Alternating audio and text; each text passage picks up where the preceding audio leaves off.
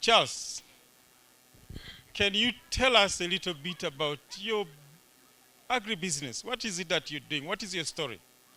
Actually, thanks so much. As I've told you, that I'm the founding director, the Doers Youth Group, and at the Doers Youth Farm, we demonstrate what we call the climate smart agriculture. At the Doers Youth Farm, we demonstrate what we call the symbiotic relationship in farming, whereby we draw a very good relationship between seasonal crops, medium-term crops, and long-term crops, and this is for sustainable purposes.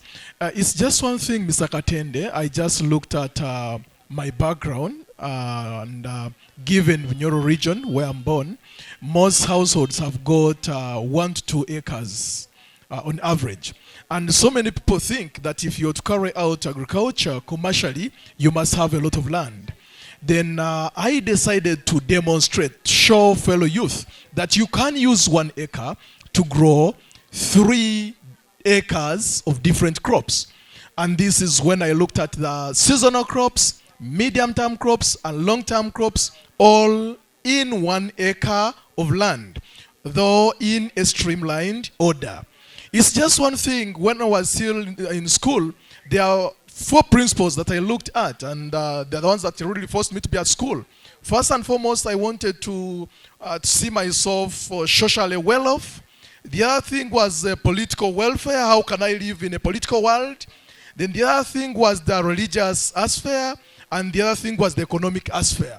And therefore, I decided now to demonstrate fellow youth, and mostly for those ones who are still school going, and those ones who dropped out of school, and those ones who are graduates, that you can start small and grow big. And besides that one, we've also now gone into processing. I remember, Mr. Katende, the first time you met me, I was in sugar processing, manufacturing. I was the first youth in the Bunyoro region to invent sugar from local sugar canes, processing them naturally, packaging them in their natural order. Then I was also still the first youth in the Bunyoro region to first invent natural sugarcane juice that I processed and packaged and lived for 6 months without going bad. I was also still the first youth in the Bunyoro region to invent a candle from beeswax. Then as of now, we've also now crossed to pig and pig products. We are now eyeing at processing and packaging pork for local consumption and national consumption.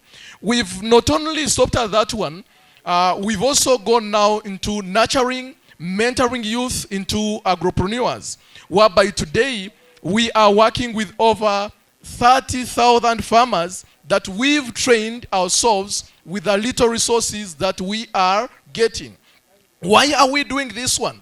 So many youth today in Uganda, those ones who are at school and those ones who have actually come out of school, those ones who have graduated, they are all eyeing at getting employed.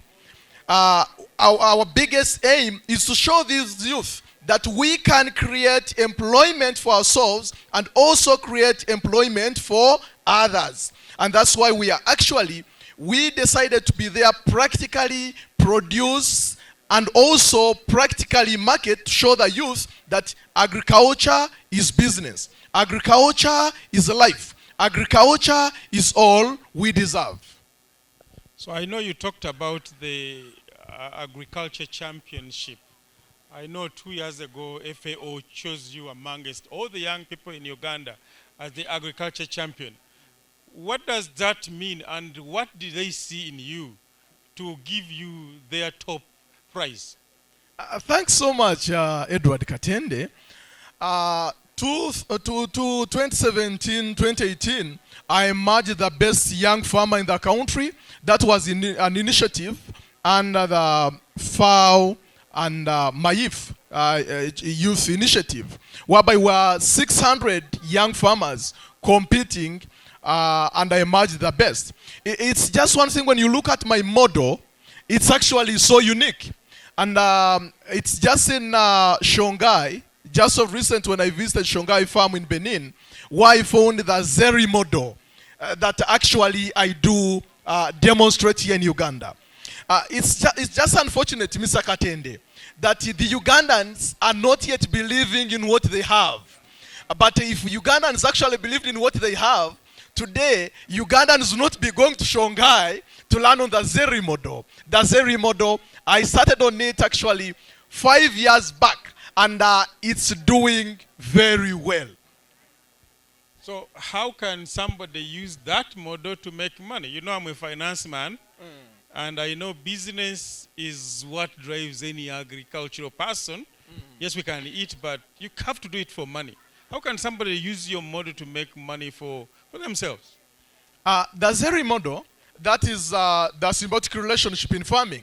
We decided to bring back the principle of you are because I am, and I am because you are, into animal husbandry and crop husbandry, whereby we made a very good relationship between the crops that we grow, the animals that we keep, and we the people who keep all these. And at the end of it all, for instance, when you look at the dodo that is intercropped in the banana plantations, at the end of it all, that dodo is food for ourselves and food for our animals, and also a source of income after selling that dodo.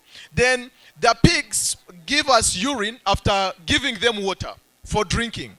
Then that urine is tapped and brought back to the farm as fertilizer, is brought back to the farm as water, is brought back to the farm as a pesticide. And that's actually what we call the Zeri model, or the symbiotic relationship of farming. Then when you look at bananas, the banana leaves, before they go dry, we cut them, harvest them, take them to the piggery units. The pigs feed on them. After feeding on them, then they make them a little bit soft. We put them back into our holes to make manure out of them, which that manure is brought back to the farm for feeding, fertilizing the soils. That is how actually you can benefit. Besides that one, when you reach our farms today, before I sell a pig, I first start from urine. Before I sell a pig, I start from piggery dung. And therefore, the untapped potentials that the youth have not looked at. But when you look at all those that are around the agricultural chains, I want to tell you, my brother, you can never go wrong.